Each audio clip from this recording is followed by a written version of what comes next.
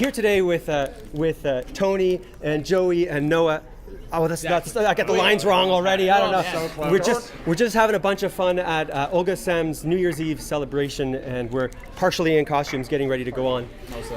And as there are over 40, maybe even over 50 performers here, I thought I'd ask these performers what. If you wanted to get into performing, what's something you could do to get into performing? So I pass you the mic, MC. I would say find something you're passionate about, something that you really, really like. Like triangles?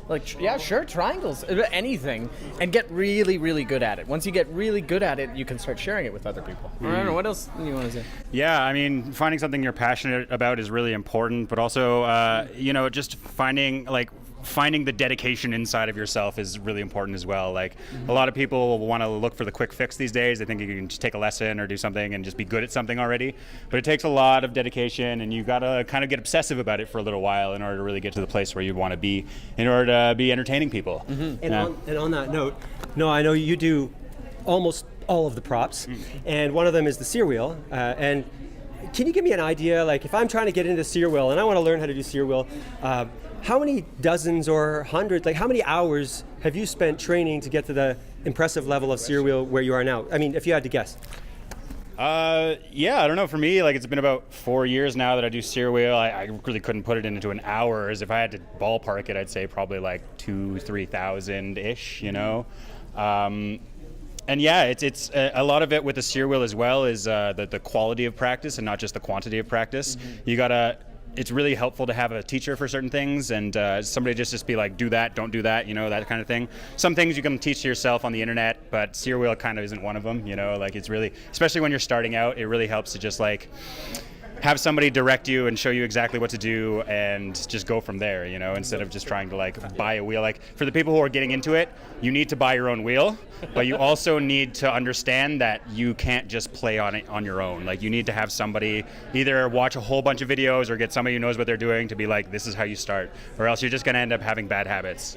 Yeah. And that leads me to a question for Joey as well. What are your thoughts on mentorship when it comes to performing and learning? You do Cube, you juggle, you do amazing work with Boo Gang, as Noah does as well. Give me some thoughts on mentorship. Training.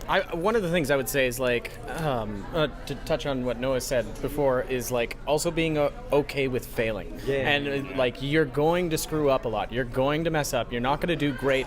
And if you let that beat you down right off the bat, then you're not going to get to the place you want to be. You end up with two black eyes. Yeah. But also mentorship, or the way I like to look at it is collaboration.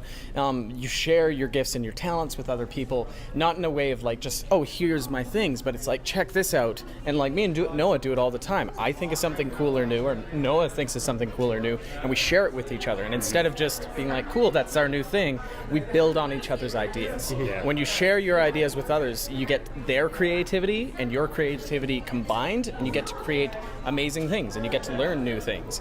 And that's one of my favorite parts of it. So lots of collaboration, if I may steal the mic again. Yeah, and I would add to that as well. Getting into performing, of course, collaboration is important. Training, very important, to an obsessive level. Put the hours in. And also, don't be afraid to drop the juggling balls or whatever it is. Yeah.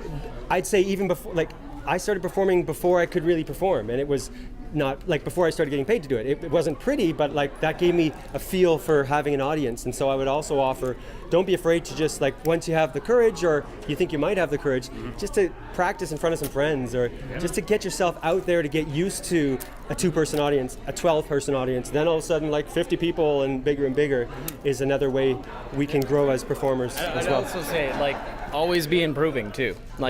You're never done. Stay hungry. Stay hungry and thirsty for more knowledge and more tech and more different ways of doing the things you already do, because that's what's going to help you become better and better.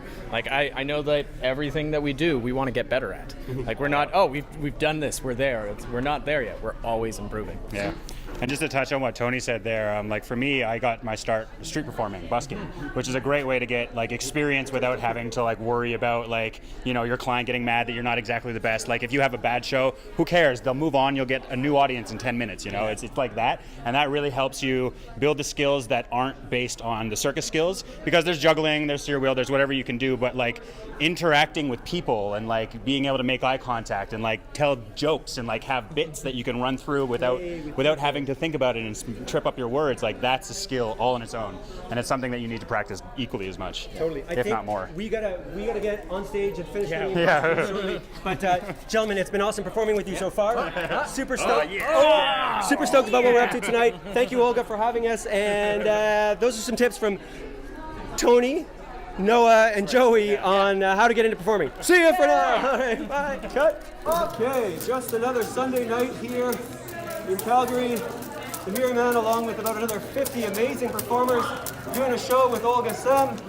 We had a good time. We hope you have a good time, and we wish you a happy new year. Woo! Oh, sorry.